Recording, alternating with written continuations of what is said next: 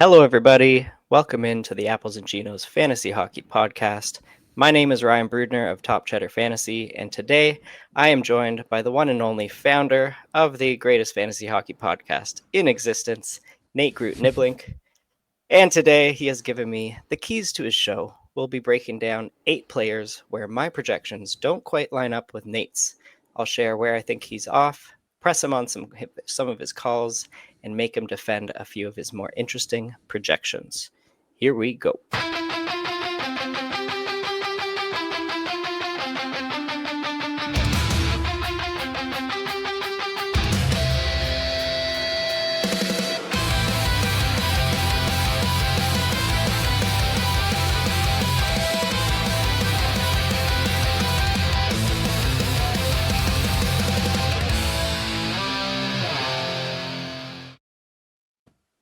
All right, fires me up. Does it still fire you up? Every single time. I don't think that one's going to get old for a while. No, it's going to take a minute for that one to wear off for sure. Yeah. So how does it feel being a guest on your own show? It's a little bit of a different setup for sure, but no, this is a great topic. I have long said many times out loud on the podcast that I like it when people have a differing opinion and have some reason to back up that opinion, and we can have a real debate about players. A lot of times, you'll get people on Twitter or something, and they'll be like, your projection's ridiculous. And they'll be like, you'll ask them like why they think what they think, and their reaction will be like, no, he's really good at and that's all you'll get. And I'm like, good at hockey. Okay. He's good at hockey. Yes, I agree with that statement. But no, it's always interesting to dig in, to get into the weeds, and to try to figure out what we're seeing that the other person might not be seeing, or if it really is just a spot where there is actually a lot of variability and we might be leaning in opposite directions, and that might be the reason for some of it. So it's a good topic for sure. Yeah, and it gives us both opportunities to really talk about players that we both probably find more interesting, whether we're lower than the average person or higher than the average person. So I like that. And some of these guys, like I'm a little out on, and some of them I think you're a little out on and unique. So yeah, without further ado, let's get into it. The first player that Nate is wrong about is Mr. Jackson LaCombe. So Nate has a projection of 12 goals, 52 points, 13 on the power play, 174 shots, 159 blocks. I have a projection of 10 goals, only 43 points, 10 coming on the power play, 22 less shots at 152, and similar hit and block numbers. Jackson LaCombe's ADPs right now on Yahoo is at 122. On Fantrax, it's at 98. And in the APL League, it is at 80. So people are really listening to Nate here in the APL League and drafting Jackson LaCombe. So just I'll knock out a few points here. Last year, Jackson LaCombe was really great. He showed he was great offensively and defensively. He had really good microstats that was surprising because Anaheim as a whole wasn't great.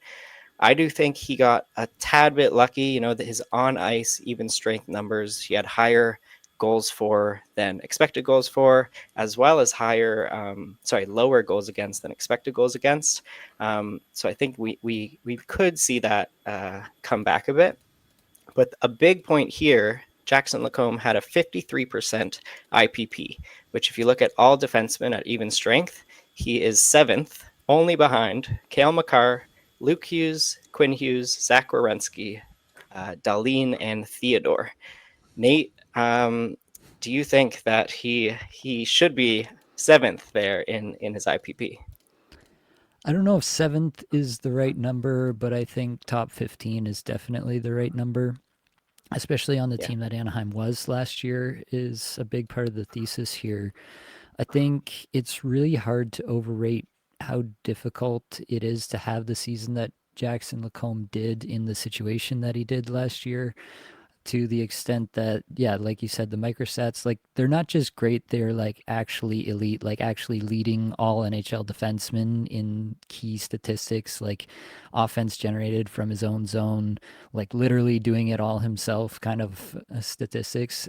This year, if this had happened on any of the major market teams, like no one across the across fantasy hockey spheres would be able to stop talking about this guy, and he would be getting steamed up into like the fifth round. But because it happened in Anaheim, because people are still a little bit worried about that team with good reason. Like I'm not saying that Anaheim has a lock to be spectacular this year or make the playoffs or anything, obviously. But because this season happened in Anaheim and happened away from some of the brighter lights of the NHL, I think that this season has really gone unnoticed by all but a lot of the super stat nerds across the league and across fantasy hockey spheres. I just think the world of the player. I think what he showed us is not something that you can fake. And I think that players who show us elite caliber breakouts in this to this level, I think we should just believe them more often than not. That being said, like I'm not projecting him to have a 53% even strength IPP. I have him down to 48%. So, was that like a 10% haircut on the IPP coming into this year? But the big thing for me is I do think that he's going to do a lot better just because of the virtue of the team getting better. It's just one of these perfect situations. I think we saw it last year with Columbus, where they went from one of the worst coaching situations possible to, I don't even know if Dean Evison is like a top tier NHL coach, but he is at least a competent one. And that, along with obviously the team just gelling perfectly at the right time and all coming together in a common goal, really turned Columbus into a fantasy powerhouse of a team and turned Zach Werenski specifically into a guy that you almost had to have to win in some spots. So I think that some of those same elements are at play here in Anaheim this year, and Jackson LaCombe can be the guy, like the straw who stirs the drink, as I like to say sometimes. I think he can be that in Anaheim. Yeah, yeah. Okay. Well, yeah, I'm just a little more conservative here. Like he had this one amazing season. I think if he has two in a row, boom, I'll be on board. I did stream him a lot last season and really reaped some benefits of him, but for me, I need evidence that this isn't a blip. And he didn't have a bunch of puck luck. And I think also where we differ a bit, after I did Anaheim's projections, I gave Anaheim a little bit of a bump in the offense. But then when I was listening to you and Blake talk about Anaheim, I think I'm a lot lower in general in Anaheim. So my question to you for LaCombe specifically, you said he has a 48% IPP. I have him at 45, so a little more regression there. But I'm curious what you have him, what his on ice shots on goal per 60 are at even strength, and that really shows more of a team trend where last year they were at 29. Sorry, LaComb's on ice numbers were 29.65. I have it up to 30.25. What do you have? 30.5. So yeah, an extra Okay. 0.25 over him. So not crazy, but yeah, I think the only other big difference here is I don't have him as a lock on power play one. I think that since he showed such great two-way play, he might be trusted in big defensive roles a lot and a lot of shorthanded minutes. And with Olin Zellweger there being uniquely talented for a top power play unit, I think it would be in like it's not out of the question for the coach to just put Zellweger there, give LaCombe a little bit of time off during the top power play, as well as just like have split power plays again in Anaheim due to uh, it's weird saying this, but they do have an abundance of talent and they could run two power plays like they have in the past. So what are you seeing for power play time for LaCombe? I know it's only a 3 point difference in our projections, but what do you see going into the season here? Yeah, I have it split pretty evenly. I have the minutes at 2.5 for each of Lacombe and Zellweger. I do think the 1A 1B split is a real possibility. Hopefully, now that we're getting some actual lines and stuff, we'll actually get an idea of the first power play unit they run out there, and we'll see what they do there.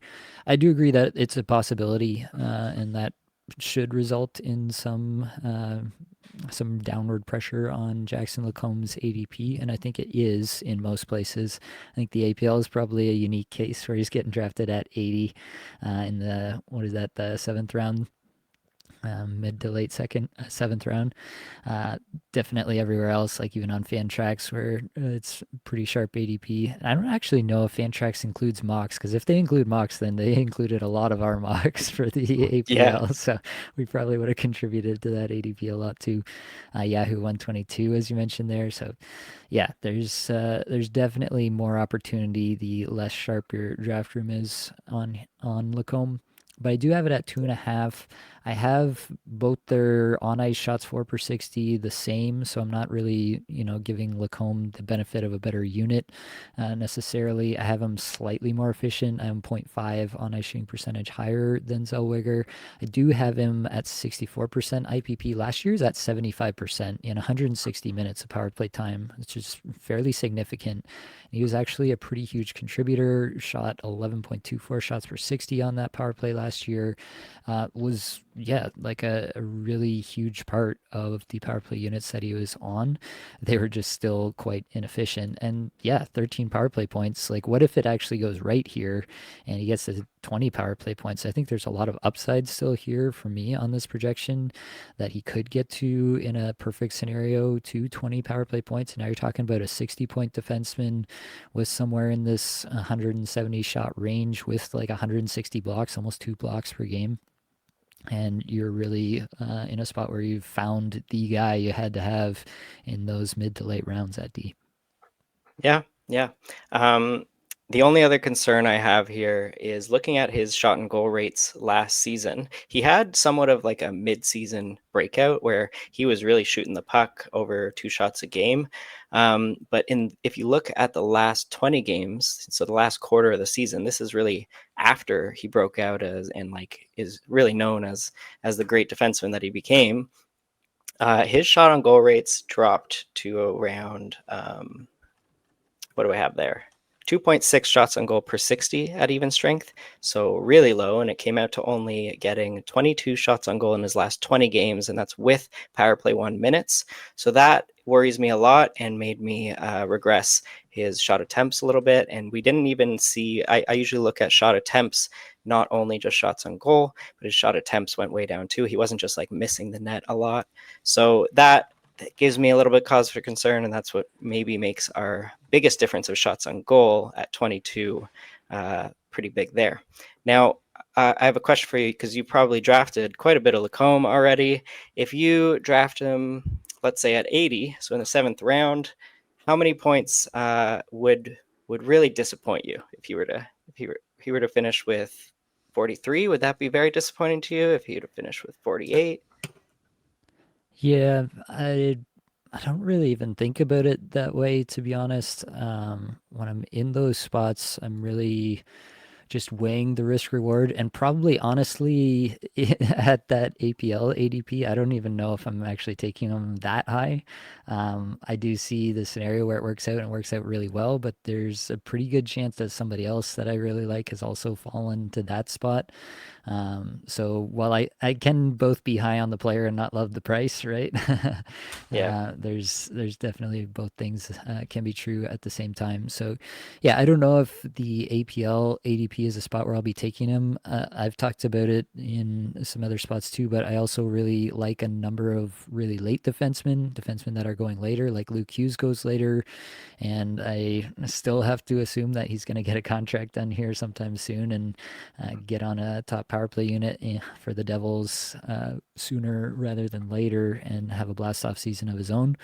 So I think there's just a number of players like that. Maybe Luke Hughes is the most famous or obvious one to a lot of people. That might be the most exciting. But there are a lot of other players later that I like taking shots on.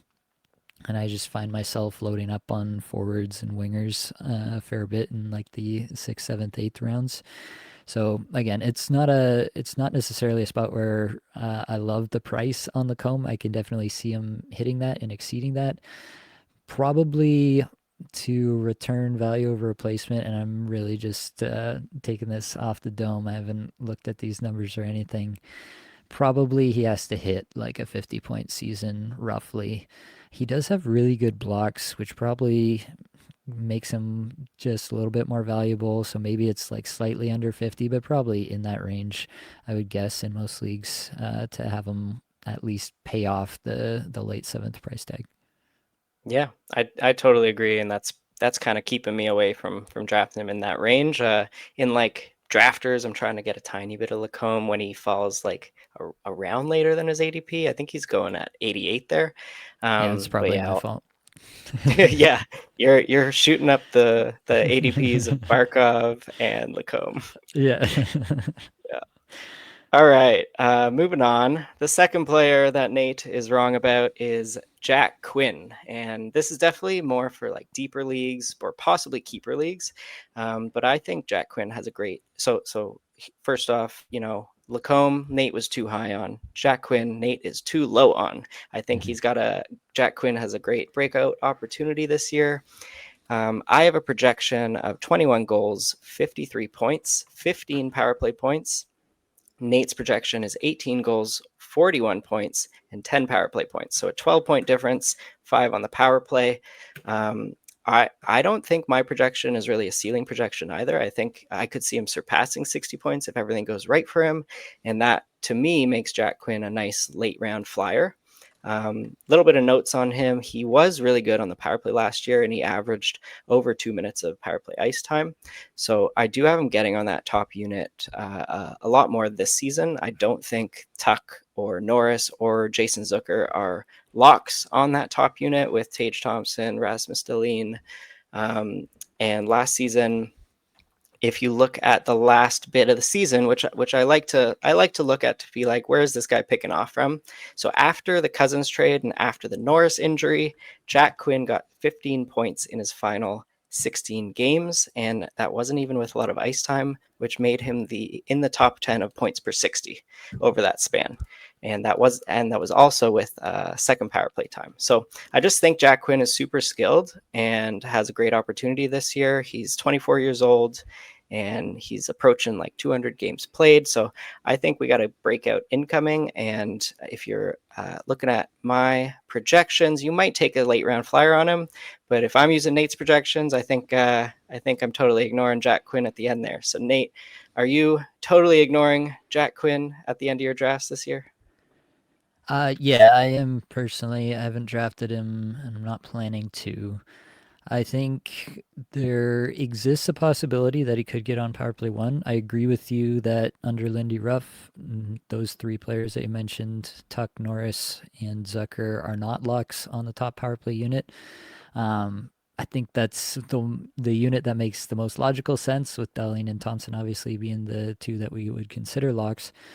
But Logic and Lindy Ruff have not always been co-companions throughout his tenure as an NHL coach, so you can definitely find some room in Jack Quinn's projection that he could see some time on the top power play.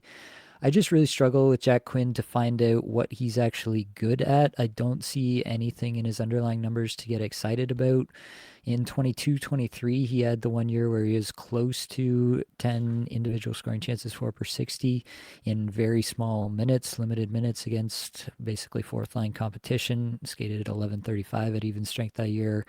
So that was a little bit exciting. And then ever since then, it's trended in the wrong direction.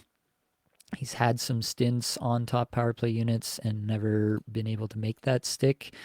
I think his calling card was supposed to be that he was a shooter. He played alongside Marco Rossi in the OHL and was kind of the finisher on that line, with Rossi obviously as the setup man. Rossi has translated that into the NHL with his breakout 60-point season last year, and Quinn has not been able to do so for his part.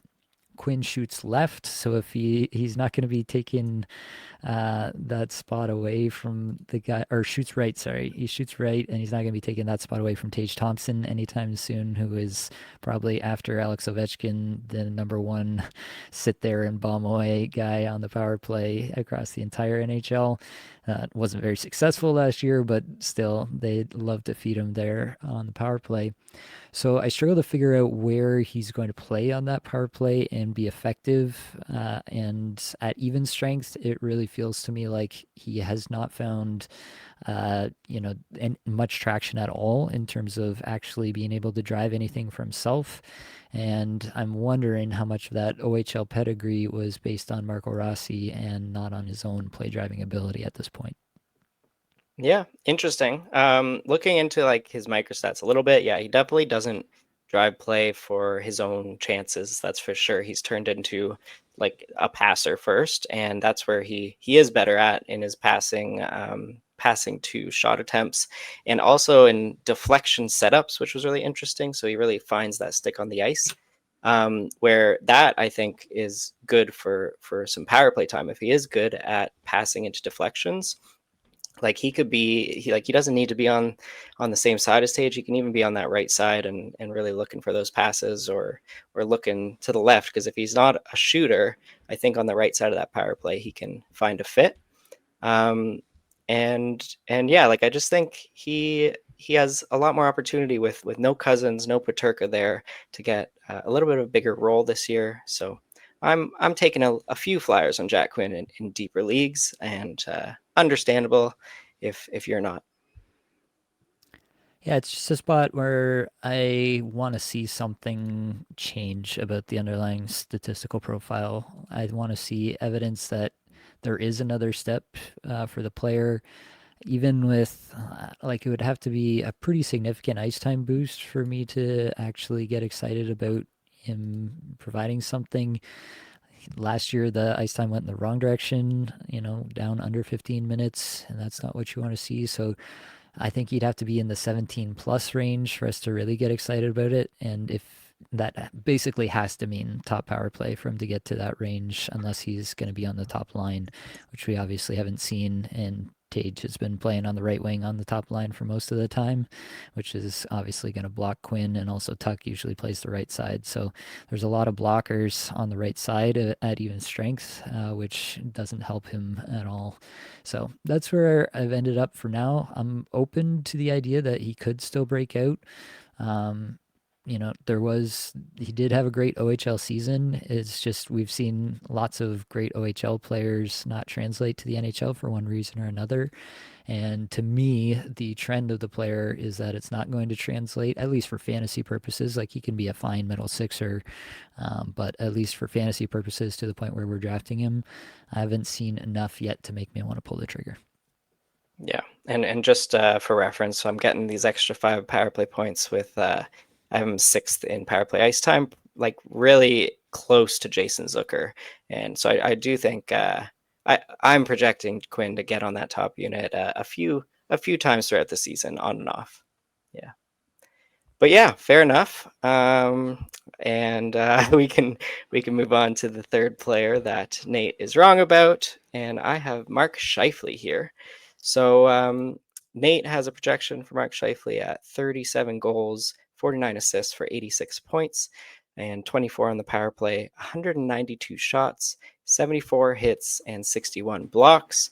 Really good category coverage there. I have a projection down to 32 goals, 48 assists for 80 points, 23 on the power play, 169 shots on goal, and 77 hits and 53 blocks. I have him for almost a minute less of ice time as well. So his ADPs right now on Yahoo is at 53, Fantrax 58, and the APL is 58. If you're looking at my projection rankings, value over replacement, I have him as 57th, and I'm only really drafting him when he falls behind these ADPs. So a big reason that I'm a little lower on Scheifele. I have Winnipeg regressing a little bit. I think everything went right for Winnipeg last year, and Scheifele, I think, performed like at his ceiling last year, which is pretty close to Nate, to your projections.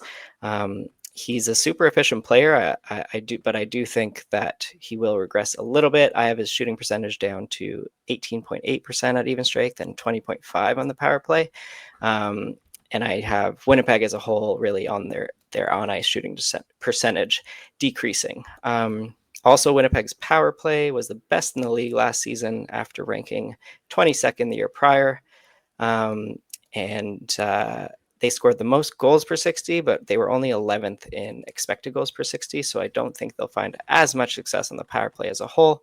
That really doesn't make our projection a lot different. We only have a 1 power play point different. But our biggest difference is Scheifele's shots on goal. So looking at Scheifele last year, like I tend to examine the end of the season or the second half of the season to see if there's any trends there. And Scheifele, in his last 30 games, he attempted way fewer shot attempts. His shot on goal per 60 rate at even strength was at 4.56, which I'm not projecting that low. I'm projecting 5.2 shots per 60 at even strength and a tad lower on the power play as well. So I still think Scheifele has one of the safest floors of like 70 points, but I don't think he should be drafted anywhere above his ADP, which you might do if you're expecting above 80 points. So Nate, talk to me. You're really not regressing him a lot from what he did last year. Yeah, I'm not regressing him a ton, that's for sure.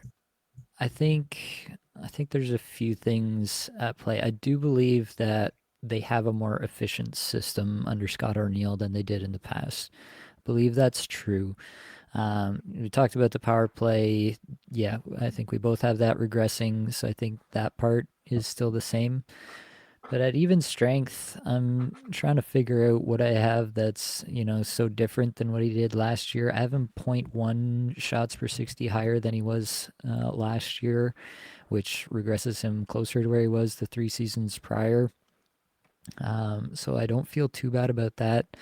Like the 19.3% shooting percentage, he's shot 21.5 this past year, 16.2 the year before, 20.4 the year before that, 18.2 the year before that. He's kind of always lived in this range. So the goal scoring, I think, will be consistent. I think it is just those shots. And, the last part of the season can be tricky in a lot of scenarios to me. I think there are some scenarios that you want to believe in. There are teams that are basically just playing out the string and they're trying out players. That's how you see a guy like Ryan Donato get all the ice time in the world. And what do you know? They like what they saw. They re-sign him to a 4-year deal this offseason, and he's playing on the top line with Connor Bedard on the first day of camp again. So there are scenarios where you kind of want to believe in what you're seeing. For me, with the Jets, when they basically had this thing sewn up since Christmas, they were just playing on all all NHL level basically all year, obviously winning the President's Trophy. I just don't know if I'm going to, yeah, deep deep dive the shots per 60 that far in the second half of a season that basically went perfectly for the Jets right up until the playoffs. So for me, that's where I land on it. I'm more comfortable taking a little bit of a look back at the seasons prior and regressing it that way, which I think is where most of that comes out for the difference between the two of us. And then, yeah, across the rest, I don't really think I'm changing too much up from last year. I have them producing a tiny bit more shots for per 60. I still have zero point 0.6 less on ice shooting percentage at even strength. So I have them at last year they're at 13.1, but the year before that he was at 12.2. So I put him basically squarely in the middle of that, 12.5 this year. So again, I don't really think I'm too far out over my skis on that one.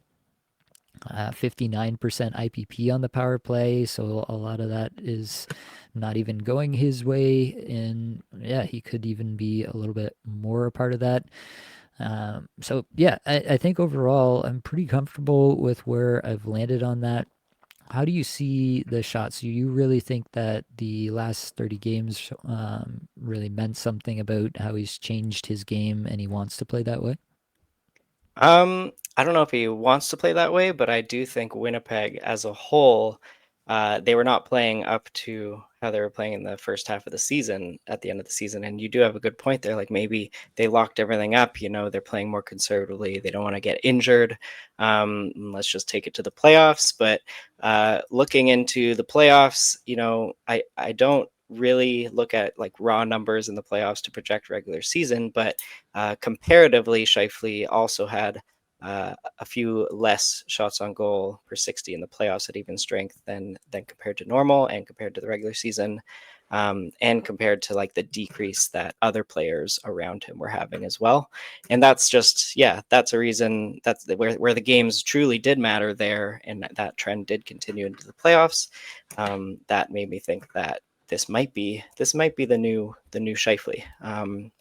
Still super efficient, still waiting for his opportunities, but just shooting a little less, having a few less opportunities. And the other difference here, I think you have a little bit of an increase in ice time for him at even strength, and that's reasonable given Winnipeg Jets, their makeup, their roster this year compared to last year. They might be less inclined to lean on their second or third line or even their fourth line this year, and I think that's fine. But I have him right in line with his ice time from last year. Yeah, I think that was actually a typo. I just looked at that, so I think I was drawing the time on ice from the wrong line for the overall, just for the output. It didn't affect the calculation, so the actual numbers are correct. But I think the average time on ice should be 20.5. So basically, Oh, okay, exactly what you have there. I think it was right just a on. typo on my end there, because yeah, that was definitely going to be a jump up from what he had before. Going back to Yeah, the Scheifele in the playoffs, like he got injured in Game 5 and missed Game 6 and 7. Um, Came back obviously, but I tend to think that that's probably the most logical reason why he might be shooting less. Um, Kind of just an Occam's razor situation. The most obvious solution is usually the correct solution. So for myself, I'm really not looking at the playoff stuff to try to inform, unless there's something that really changed about the player's situation or how they're deploying him in the playoffs that would potentially change the way he might produce for the new season. I really don't take a lot of playoff stuff into consideration for my projections. So that's just one yeah. reason to why it might come out different. Yeah, that's fair. I'm curious because last year he had 179 shots on goal. So you did increase his shots on goal per 60 a bit, like similar to seasons priors, right?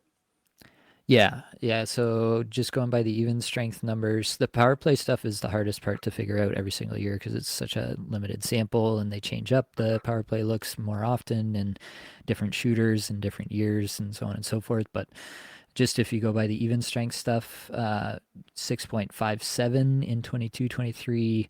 In 23-24, he was at 5.68. In this past year, 5.48, and trended downwards over the year, as you mentioned. But Yeah. um, yeah, I'm less convinced that that's just um, the way he wants to play or the way the Jets want to play, and might just be a function of the season that they did have. Yeah. Yeah. All right. Um, cool. So moving. So actually, are you drafting Mark Scheifele in this range of his ADPs and in a lot of your leagues? I have been drafting him. I mean, a fair bit in mocks. In mocks, he's fallen in a fair number of spots. I feel like he has a lot of volatility around this ADP. Like the ADP in the APL mocks was 58, but the actual volatility was like plus or minus 10 on that, either side of that, maybe. So he could go like in the first pick of the fifth round, but he could also go like in the early seventh or something like that in some Yeah. mocks. If So everyone's fading centers, yeah. yeah, yeah, so there were definitely a few spots where he started to get disrespected, I felt like, and I was like, why do I get a point per game guy in the late sixth? That makes no sense, and I was taking him there. I think this is probably somewhere in the right range. I think he should probably go, yeah, probably early fifth is probably in a good spot for me feeling wise. So yeah, I'm probably a little bit ahead of ADP still on Mark Scheifele. I just think that in that stage of the draft, again, you're just locking in a player who you know is going to produce at a pretty solid level for yourself. Obviously, I'm a little higher on that than you are, but if he's in between our projections, let's say, then I think you're still going to be quite happy with that. And you can free yourself up to take some bigger swings later on and maybe try to hit on maybe some of those defensemen that I mentioned earlier. You can allow yourself the luxury of those big swings later on if you get this solid base in the fifth round. For sure. And if you're going off my projections, like my ranks at 57, that accounts for all the positionality. So Mhm. like people can take him at ADP with my projections, and then if he ends up doing what you're saying he's doing, that's really good value. Yeah, all right. So moving on to the fourth player that Nate is wrong about, we have JJ Peterka, the new shiny toy in Utah. Nate has a projection of 25 goals, 30 assists for 55 points, 14 points on the power play, 181 shots on goal. I have him for 30 goals, 36 assists, 66 points, 22 on the power play, and 206 shots on goal. So I think this one's actually one of our biggest differences, more on like power play, shots on goal. Um, and yeah, I just really like this player. I think he showed that he could be great on Buffalo, even with like weird ice time. He was moved up and down the lineup last year, and he was able to break out.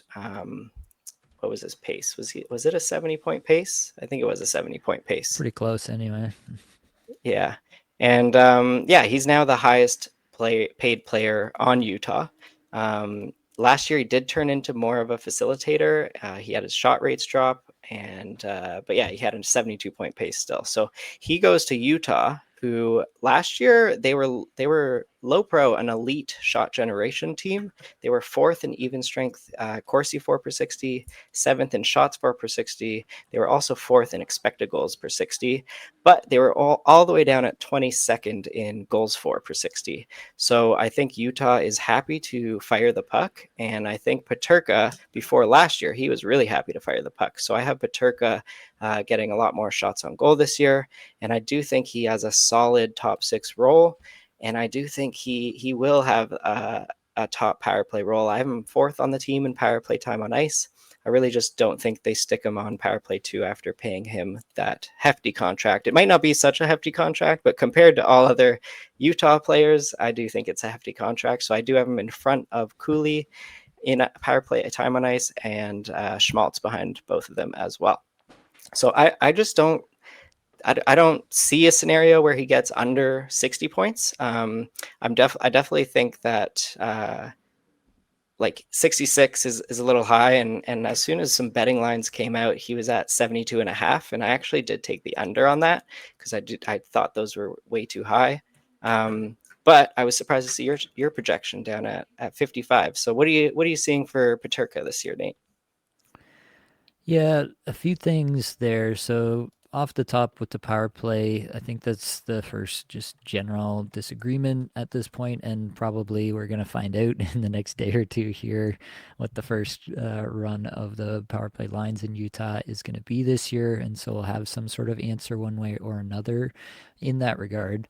So that'll be good. The problem that I have with Paterka on the power play is that they already have a lot of players that they clearly really like on that power play.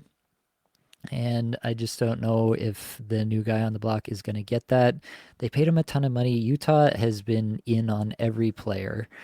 They were willing to open up the bank to literally any player of a good caliber and pay them to be this guy on the team. They were after Brad Marchand. It was widely announced that they were going to be in on Brad Marchand. They would have made him even higher paid than Peterka potentially, just to sway him to come. They were ready to just spend this season. So the actual dollar figure doesn't mean that much to me.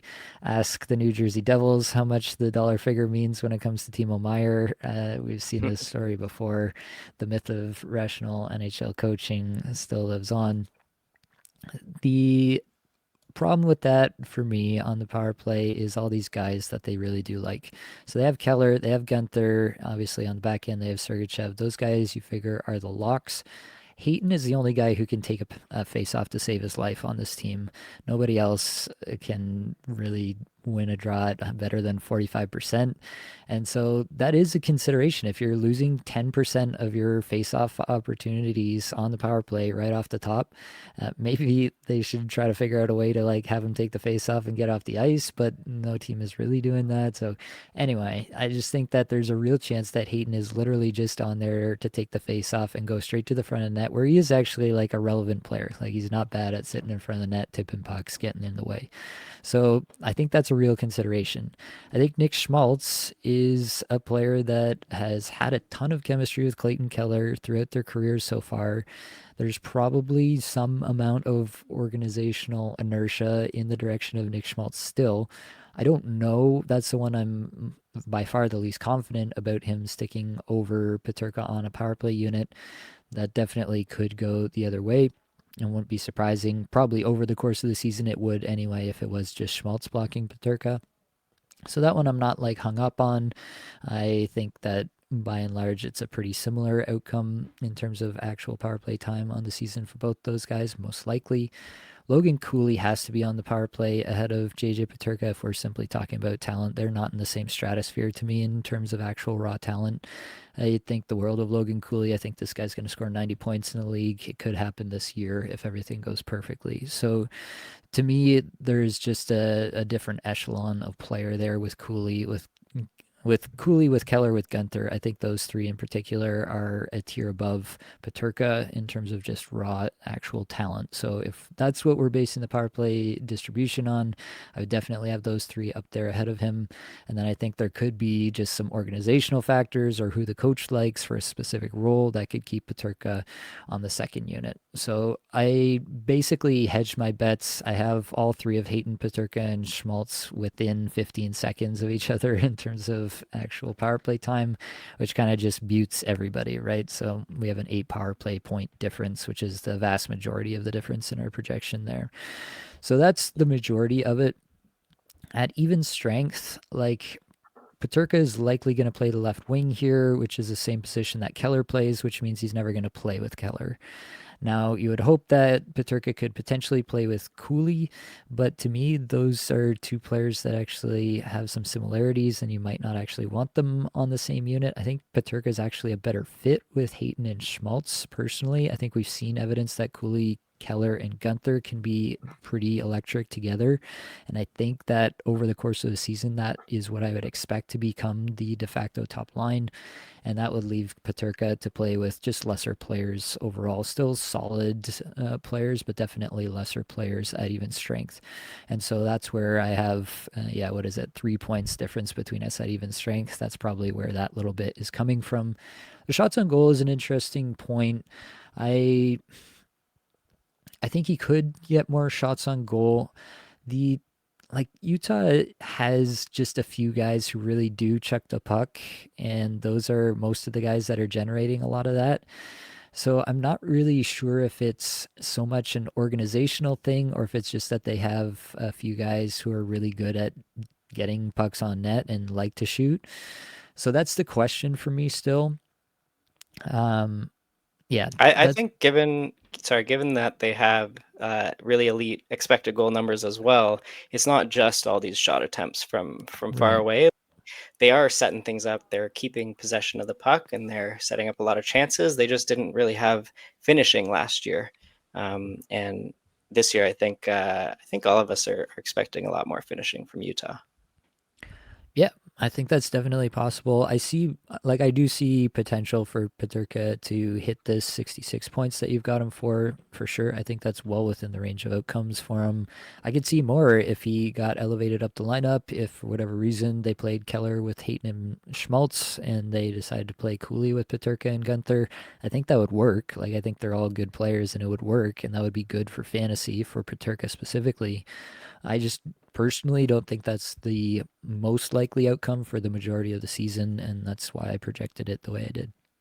Yeah, some game day lines came out today actually, and they had Keller, Hayton, Schmaltz, and Genther, Cooley, Peterka, which that's like a super exciting line in my opinion. Way more exciting than Keller being with Hayton and Schmaltz. Yeah. Unfortunately, I'm not sure if that's the correct choice there, but they're trying that out, which will be really interesting. And I think even if Peterka plays with Genther, who Genther is that shooter on that line, Peterka just did that with Tage Thompson. His shots on goal went down a bit, but that's on Buffalo. So I think on Utah, even if he has a similar facilitation role, he can still get these shots on goal in that top six. But he will need to be in that top six. Yeah. Yeah, I have him bumping up. So he was at 7.1 shots per 60 even strength last year. I have him up to 7.5 this year. So I did take him back up a little bit, but definitely not as much as you did. Yeah, I got him at 8.21. Yeah. Yeah, that seems to be the big difference here: shots on goal and power play time. And yeah, I could see both scenarios playing out. If you find that 72.5 line, are you going to take the under? Yeah, that sounds like a good line for me, for sure. I like finding big unders. that always Yeah, feels good. for sure, for sure. All right. Now, just a little plug here while I'm at it. I make my own projections at Top Cheddar Fantasy. I also make a fully customizable sheet to go along with them. You can set it up for Yahoo Fantrax, Drafters Best Ball, Underdog Best Ball. You input all your settings and it spits out some rankings with some value over replacement. If you're interested, check me out on Twitter, x.com/fantasycheddar. Or you can search Top Cheddar Fantasy. And we will move, and I don't want to take away from Apples and Ginos projections. They're totally free. You should definitely go get yourself some of those, but it's always good to have a different set of opinions that to reference. Moving on to the fifth player that Nate is wrong about. We have Adam Fantilli. So I have him projected for a pretty high projection at 32 goals, 34 assists, 66 points, 16 power play points, 232 shots, 121 hits, and 56 blocks. Really a really valuable category coverage guy here. Nate, you have him a bit lower at 28 goals, 31 assists, 58 points, 13 on the power play, 210 shots, 115 hits, and 53 blocks. So if you're looking at Adam Fantilli, and I tend to do this, I like to do this for a lot of players, splitting up like quarters of the season, thirds of the season, and halves of the season. Maybe it's just fishing, and maybe I'm looking for things that aren't real, but sometimes I think it tends to show some trends. So first half Fantilli, he had 15 minutes of even strike ice time and a minute 30 of power play ice time. Second half, a lot of this was due to injuries up top, but second half he had a full 16 and a half even strike time on ice and 145 on the power play.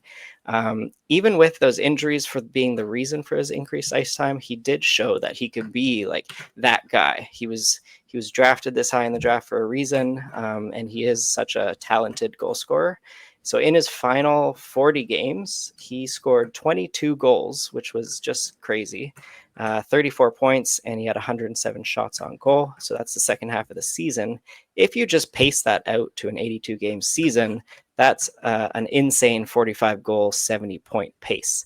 So that is really cool. I'm not projecting him for 45 goals, but I do have him getting a nice big role this year. With 16 minutes at even strength and 2.5 minutes on the power play. And I do have his shot rates basically just projected at the same that they were per minute at the back half of last season at 8.02 per 60. I have his shooting percentage regressing a bit, but I think he has a lot of talent and a wicked shot, and he could still finish at an elite level that I don't think Dean Evison will be afraid to use him. So Nate, am I crazy here? 66 points for Adam Fantilli, and that makes him ranked at 69 if you're using my projections. Very nice. I don't think it's crazy. I I don't think he gets the minutes, at least at base projection. That's the biggest problem for me right now. Even the power play, like they're playing Boone Jenner over Fantilli on the power play when Boone Jenner came back. They've tried a lot of other players over Adam Fantilli. I would love to be able to sit here and say that there's no chance that Fantilli isn't on power play one for the whole year. But I just don't think that's accurate based on what Evison demonstrated to us last year. I think there are some good signs and some not so good signs with Fantilli's underlying profile. He does shoot a lot. He has a big time IPP, so he's the guy with the puck on his stick, generating a lot of the stuff for himself. The weird part is that his microstats don't look very good. Really, the only thing that stands out in any kind of positive way is the rush offense and the controlled entry percentage. So he's good at like a couple of things, but he's not actually, significantly outperforming in a per 60 manner in terms of setting up his teammates or actually in terms of generating a ton of dangerous looks. He is getting looks and he's converting on them, which suggests to me shooting talent, but he's not actually doing that at an exceptionally high rate relative to a lot of other players at even strength. So it At was age 19. At age 19, if I may say. Yes, yes, for sure. And that's the part with Fantilli that you still like, right? Like there's definitely lots of scenarios where he does take that step this year. Um, the the big question is if Monahan is healthy all year, does Fantilli ever see time with Marchenko, who would be the other player that you'd really like to see him have time with? That was the player that really helped him in that explosion in my mind. I think Marchenko is by and large, Werenski's the guy that makes the offense run realistically in Columbus, both at even strength and on the power play, but Marchenko is kind of in the co-pilot seat there, and those are the two guys that you want to be on the ice with at all times. If Monahan is the 1C playing with Marchenko at even strength, Werenski's getting more of his minutes with those guys, then all of that just serves to hold Fantilli back a little bit more on the course of the season. If Fantilli wakes up on the top line, top power play, then honestly, I think he could definitely eclipse 70 points this year. I think that's all there for him. And he is a fun player to take a stab on. I have drafted a ton of him on drafters just because I think the upside is so high given the right scenario. Take him with one of the last two picks on drafters. And I feel like he could be that guy who really does pop off this year and provide a bunch of spike weeks and help you in a format like that, best ball format like that. For fantasy, if you're going to draft this guy and have him in your lineup on day one and he's line two, power play two, like that's not going to cut it in Columbus. So that's the part that I'm still kind of waiting to see on some lines here. I would love to see him in a better spot, at least on the power play to start. If you give me some assurance that he's getting the first power play unit look, then you can live with the second line where he's probably playing with Kent Johnson and maybe even Boone Jenner as a winger on the second line. That would feel okay to me. So there are definitely some scenarios that would be pretty good for Fantilli right out of camp. But I want to see a little bit more of that before I take the plunge for redraft at this point.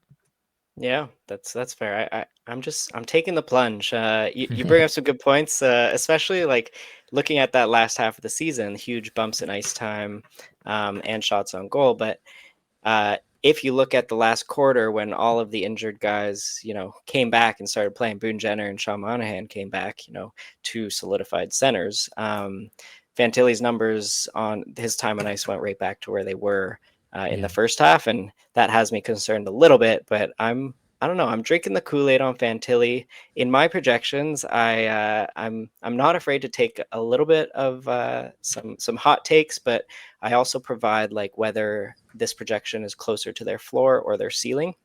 So for Fantilli, I got it as like a 7 out of 10 ceiling. So it is more of a hot take, and that's what you should really account for in your drafts. I think at these ADPs, Yahoo at 174, like boom, let him fall to like that would be crazy. Like he can get 50 points with all those peripherals and still return value there. But I think more realistic ADP of 119 on Fantrack and 117 in the APL.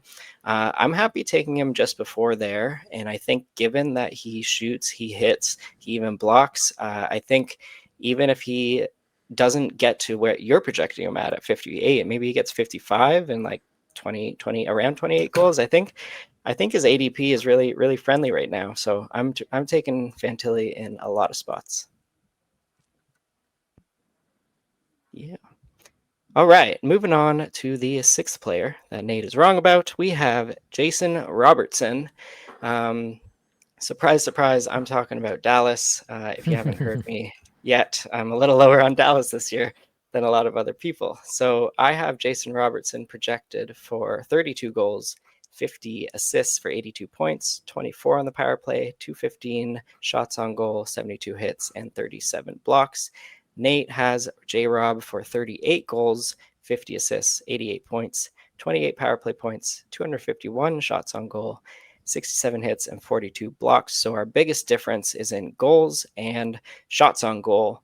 And yeah, I'm going to tell you why. So for me, looking at Jason Robertson last season, he was wildly inconsistent. If you're just breaking it down by quarter, he had 13 measly points in the first quarter, and everyone was like, "Oh my God, why did I draft this guy?" And then he had a point per game in the second quarter. And then in the third quarter, he went off for 27 points, and then he came back to earth with 18 points in the last quarter of the season. So it was really, really difficult if you own Jason Robertson. You didn't know what you had. Your emotions were super low, then super high, and he was fun at times to own, but really not fun at other times. So aside from his inconsistency there, his shot on goal per 60 numbers concerned me a bit.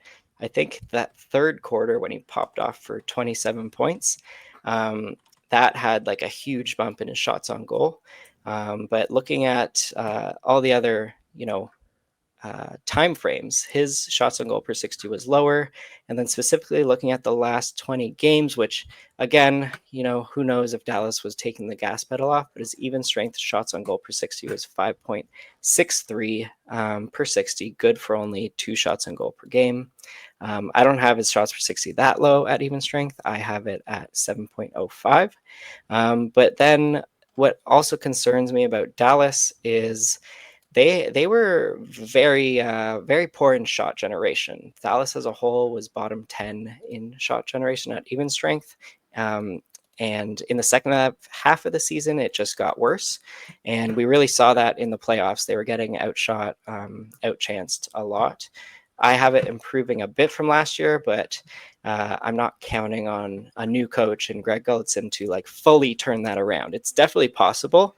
A new coach can do a complete 180 on a team, but I still need to see it to believe it from the new coach. And I'm a little more conservative on all my Dallas players, and that's leading me to not really have any Jason Robertson or Mikko Rantanen this year in drafts. Nate, why are you so high on J-Rob? Yeah, I think there's still a really good player here. You see the overall time on ice decrease under Pete DeBoer, basically year over year. It just kept going down from that year when he scored whatever it was, 100 and was it 109 points that year? Where's 109 points, an unreal year that he had that year. And then instead of giving him 18 minutes 50 seconds again, DeBoer gives him 18-19. Then this past year down to 17-48. And I just don't think that Glenn Goldson is going to make the same mistake with Jason Robertson this year. I think if you have a thoroughbred, you let him out of the stable and you let him run a little bit. And so I think that that's the most likely scenario for Robertson a little bit this year. You can see have him for a little bit more time on ice and you getting a little bit more at even strength, especially, and being a fixture on that top power play unit. That being said, we got some ugly lines out of Dallas today for the start of the season. They're pretty for they're pretty for Johnson, that's for sure. You like Johnson with Jamie Benn? I was hoping that he would never see Well, Jamie Benn again. wasn't Johnson with Rantanen too? And that's more of a duo. Jamie Benn could just pick up some scraps. Yeah, I mean, one almost cancels the other out in my mind. Jamie Benn is totally cooked in terms of his strength production in my mind. But either way, it was Hintz with Robertson and then Maverick Bork on the right side, which is, I mean, interesting. Maverick Bork was the AHL MVP, as we've said multiple times. So maybe this is a year he takes a step if he's in that spot. But either way, we were hoping for the nuclear option with Robertson and Rantanen together, and then probably Hints in between, but maybe Johnston as well would also have worked there. Um, that being said, this is the very first lines of the year. I know we get super Yeah, excited and we're like, this is the way it's going to be all year. The Leafs lines this time last year had Nylander and Tavares both playing center. So take that for what it's worth. yeah. These It's lines day definitely one will or it's change. day two. It's day two of training camp. Yeah, I think some things might change over the course of the year. For myself, I am buying the injury narrative for Robertson to start the year. I believe that's why he had the slow start that he did, and I think that that will get better. I just tend to believe players who have the kind of ceiling that Jason Robertson has exhibited. Do I think that he's got another 109-point season in him? No. Do I think that he could score 90 plus points this year? Absolutely yes. There's still a lot of questions unanswered in Dallas, but I actually kind of think last year was floor for Jason Robertson with the ice time and everything else that was going on. And realistically, I think you just take what you got last year from Robertson at face value. Like, look at the end of year stats that you got from Jason Robertson, and you add this extra minute of ice time that I've got him for, and you get pretty close to this 88-point projection. So you actually, I think, have to regress him slightly from where he was at last year on the whole to actually end up below this if you're going to put him up at the 1845 mark like I have for the average time on ice. If you disagree with the average time on ice, then that's another conversation. But overall, I just feel really confident about the talent level of the player. I think he's pretty much a guaranteed point per game ish player, and I think he's got a lot of potential beyond that. And I've perhaps shaded him towards the higher side of that, but that is because I do tend to believe in the player. I think that with Rantanen in the fold, he's going to have one more player to play with. Whether or not he plays with them on every single game of the season is definitely up for debate, but I don't see how it's a worse situation for Robertson this year than it was last. Yeah, I mean, and like he got 80 points last year, so I'm not necessarily saying it's worse. I have Dallas improving a bit, but yeah, but one thing I do like about your Jason Robertson call is that you have him getting more points than Rantanen, which I agree with, and I'm with you there. Oh no, I'm not with you there. I have Jason Robertson for 82. I have Rantanen for 83. Ah, there But you go. but I'm definitely lower on Rantanen than a lot of people. So, but you see J Rob as you know the guy here. Are you is Rantanen a hot take? You're going to defend being low on Rantanen alongside me? Yeah, I am low on Rantanen. I'm not going to be taking him. I mean, late first round, I've seen him go in a lot of spots. Actually, what is his ADP for the APL? He's going at 12.3 in the APL. So basically at the 1-2 turn.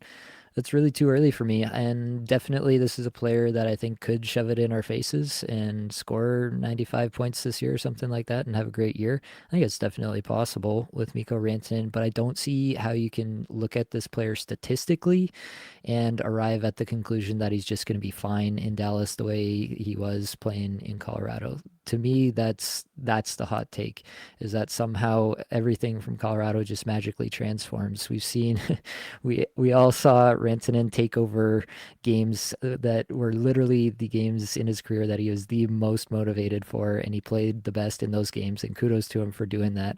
But everyone just assumes that that magically translates to 95 points over the course of an 82 game regular season. Like, that's not how anything works when when it comes to numbers and probability and players performing over the course of a very long regular season.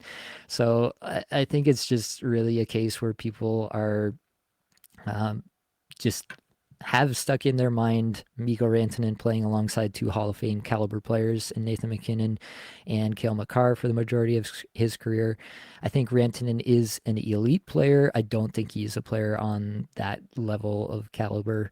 I think he's more in the range of a Jason Robertson. But Robertson has already played with all these guys before and has the benefit of being established in Dallas.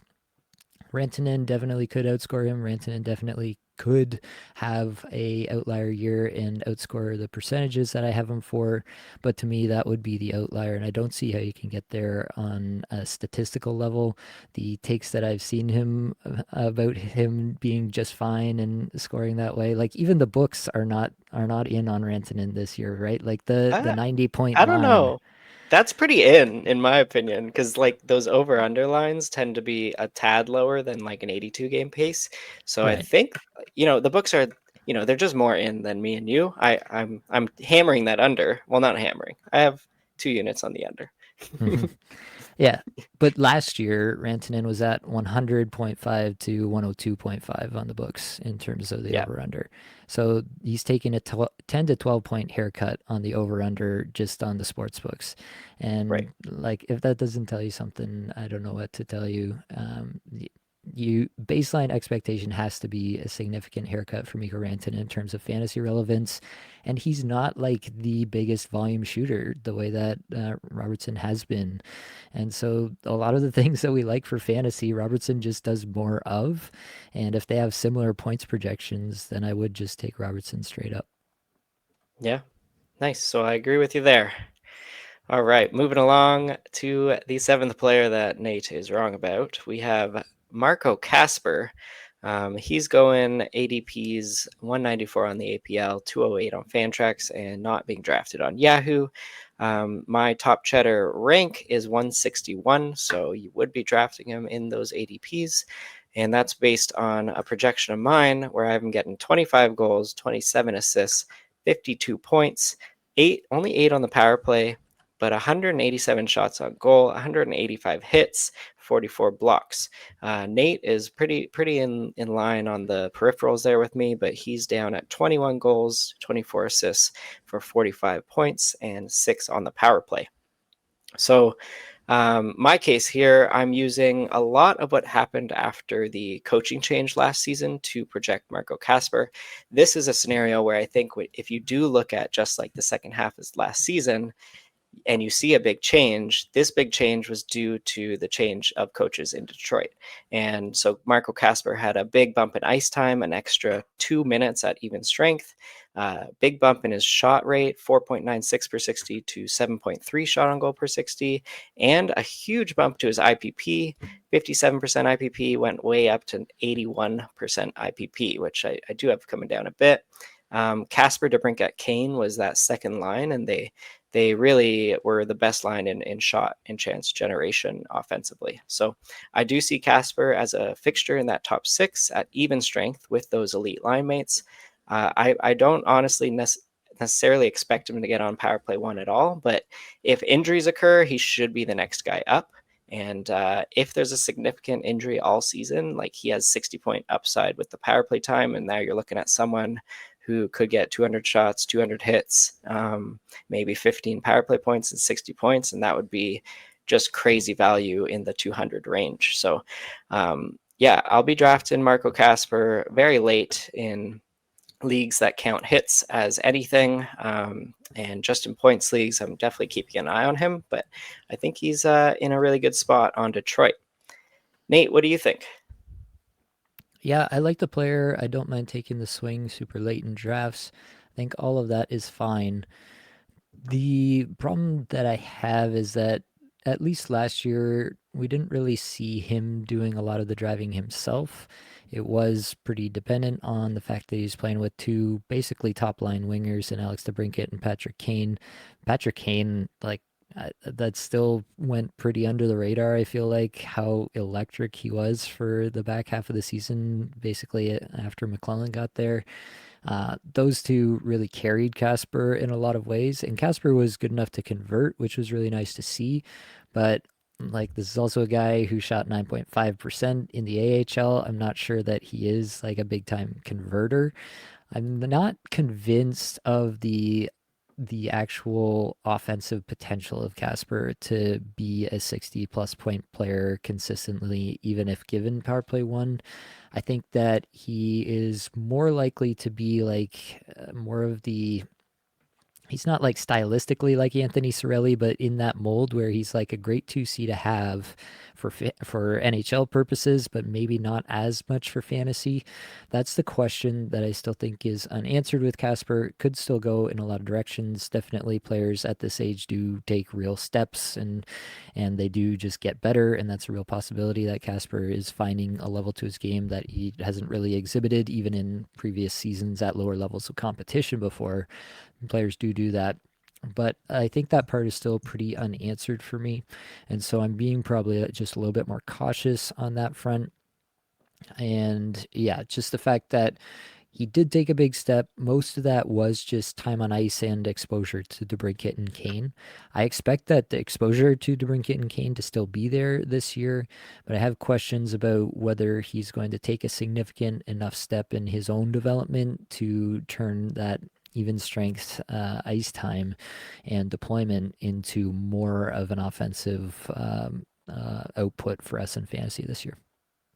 Yeah, I guess like my thing with Casper, and he's not being like elite. He doesn't drive play for himself, but in his rookie year, or sorry, in last year, he didn't need to. He is playing with those elite guys, and he's not required to do any of that. And maybe we won't, if he can do that, maybe we won't see it unless he's shifted down to the third line, and then maybe he does have those abilities, but we just don't know. But what I know is that he has the chemistry with DeBrincat and Kane, and it looks like they put that line together today in day 2 of training camp. So that's actually a good sign, and of good things to come. So this is a little bit of a swing for Kasper, especially his even strength production. Like, this has him getting about 43 even strength points, which puts him like near the tops of the league in even strength production. And it can come back to earth. Maybe he gets shifted down to the third line, and then he's totally irrelevant. But yeah, I think at his ADPs for sure, and you're probably drafting him at his ADPs too for the upside. Like this, it can't hurt you if you're drafting Marco Kasper at ADPs. And I think in keeper leagues, yeah, maybe he's not the most talented young guy, but given that Patrick Kane has just signed a 1-year extension, maybe Marco Kasper has that power play spot next year, and that would be really really cool, and a sneaky keeper pick this year if you're grabbing him.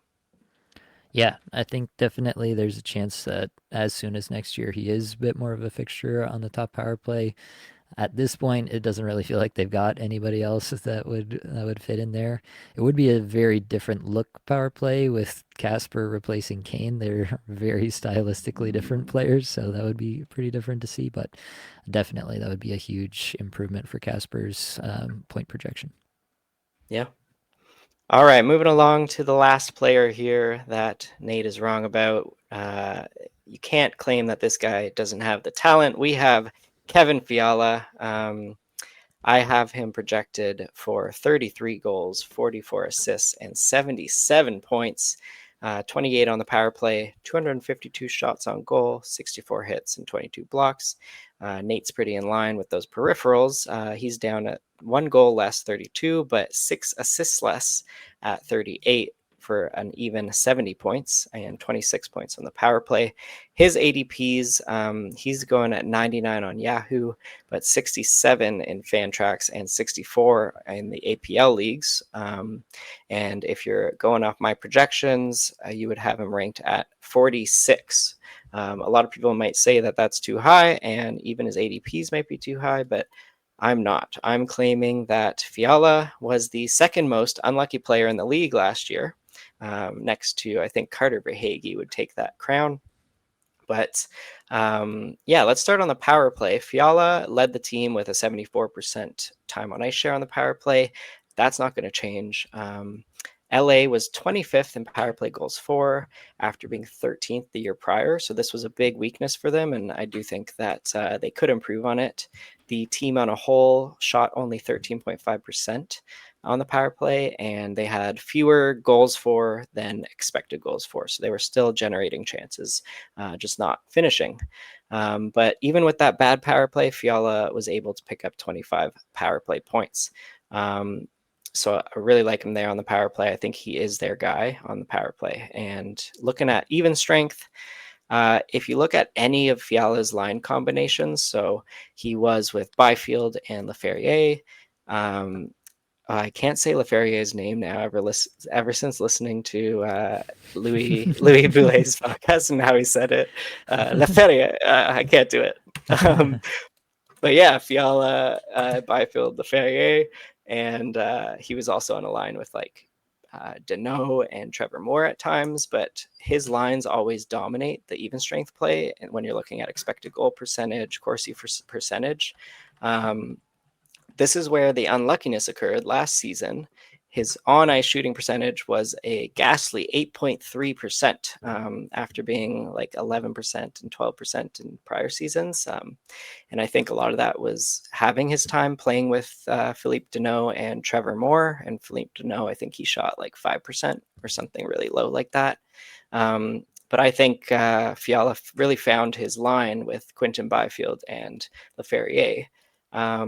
And I think that is the top line. It was being trotted out as the top even strength line last year, and I think they'll keep it together. And then the other strange point about Fiala's season last year, he had an IPP of 63%, and that is usually in the like 74% range. And looking at his like assists, primary assists, secondary assists, he only had 3 secondary assists at even strength all season, which is unusually low, and it's possible that he had a bunch of like third assists on many cycle play goals where they're having possession in the zone, and he was just that fourth guy to touch the puck. I haven't found anyone. It would be really cool to track like a third assist, but maybe it's not actually interesting, and maybe it's just like plus minus. Who knows? But yeah, so I have his IPP increasing, returning up to 71%, and I have his on ice shot shooting percentage getting up there to 10%. And I pretty much have a lot of his other stats staying the same, and those will really shoot up his points. Nate, am I wrong? Am I too high on Kevin Fiala here at 77 points? Yeah, we got a 7-point difference here, and honestly, I'm finding it hard to figure out exactly where that's coming from. My even strength IPP is 70%. I have him for 31.5 shots, on ice shots for per 60 at even strength. I have a 9.5% on ice shooting percentage, so I'm a little bit lower than you there, but it's only 0.5%. You said 10%, right? Yes, his where am I? Even strength on ice shooting percentage. Sorry, give me a minute. My no worries. Computer wants to be very slow. I think he's a good player. I really like the player a lot. I really think that Jim Hiller is the coach where offensive players go to die. And that has me just all kinds of concerned about what it's going to look like. I saw that the line was Fiala with Byfield and Leferrier again in day 2 of training camp. So they're reprising that line once again. Fiala played most of his season last year with those two. Those were his 2 most common line mates. Deneau was the third, but those were his 2 most common line mates when it was all tallied up at the end of the year. I think it could be better this year. I just don't know how much is kind of the question for me. We have similar power play projections. He is the centerpiece of that power play, close to 80% IPP, and I expect that to be the same again this year. Really, the bet I think you're taking here is that Byfield takes another significant step, and that's where Fiala can play off of, I guess, because as good as he is, I just don't know that Jim Hiller is going to allow him to do what he wants to do and to create the looks that maybe he wants to create. And I think just in this iteration of the Kings, that the offense is going to be tamped down a little bit more once again this year. I think we've seen evidence of that. I think everything under the hood suggests that Fiala is a fantastic offensive player. I think if he was in a number of other situations around the league, I'd be much more excited about his potential for this year. But as it stands, I just find it hard to get excited about a ceiling outcome outside of, that 1 year any player can have where they just randomly shoot 5% more than their career average and just totally pop off that way. I just don't know if I can get there with the base projection. Yeah, and I honestly don't think this is a ceiling projection for me. I put it as a 6 out of 10 on like ceiling versus floor. I did find my on a shooting percentage. At even strike, that's 0.103. So that's a little more than you. And then I actually do have an increase in on ice shots and goal per 60 at 32. What do you have there? 31.5. Yeah. So yeah, I haven't played like just I have him no longer being played with Deneau and Trevor Moore, even though like that was a great line in terms of like driving play percentages and expected goals percentages. But I feel taking a step and playing with Fiala all season. So I think just there's on ice shots per 60 and that increase on ice shooting percentage results in a bunch more goals at even strength, like 3.3 on ice goals for per 60, which is a lot more than last season at 2.6. And with an increase in IPP, he's getting in on a lot more of those. So that's resulting in a lot more points for me. Yeah, I like the player a lot. I think it is just the situation for me where I think it really does hold down the ceiling for everybody on that team. And I'd love to be proven wrong, but I mean, the evidence we got in the playoffs is that Jim Hiller is not necessarily the most forward-thinking of coaches, and I just don't know that this year is going to be the year where he decides that he's going to take the reins off his offensive guys and let them run. I think he's going to do what he did last year and try to get them to the playoffs and feel like hopefully he's learned a couple more lessons about winning in the playoffs. I just, yeah, I find it hard to believe that the overall offensive situation, even if he does play with Byfield and LaFerriere for like the entire year, which is pretty rare that you would see a scenario like that, except in the very most established situations across the league. Even if he does for the full year, I think that would probably up his projection for me by like 3, maybe 4 points on the total, unless Byfield is taking that step, and that's where I think you do get a bit more of a ceiling case for Fiala. Yeah. Yeah. Awesome. Great. Those were those 8 players. I think there was some great discussions there, and I don't know, like maybe now I'm convinced that you're right about these things. It was a No, the good title conversation. is that I'm wrong, so we gotta go with that. Yes. Yes. No, you're still wrong. Everybody hates wrong about these. I guess we'll see at the end of the season. I'll be watching this episode on Game 82 and seeing how much you were wrong. All right, sounds good. All right, so that is going to be all we got for this episode. Hopefully, it brought you some value and helped you get a little bit better at fantasy hockey today. All stats provided came from Natural Stat Trick, Money Pack, or all 3 zones. If you want to find me and my work, follow me on X. My handle is Fantasy Cheddar, or you can search Top Cheddar Fantasy. I have my projections available there, as well as some betting content. Many thanks to Matt Creamer for the killer intro and outro music that absolutely slaps. That is all for today. Go crush your fantasy hockey leagues, and we will see you next time.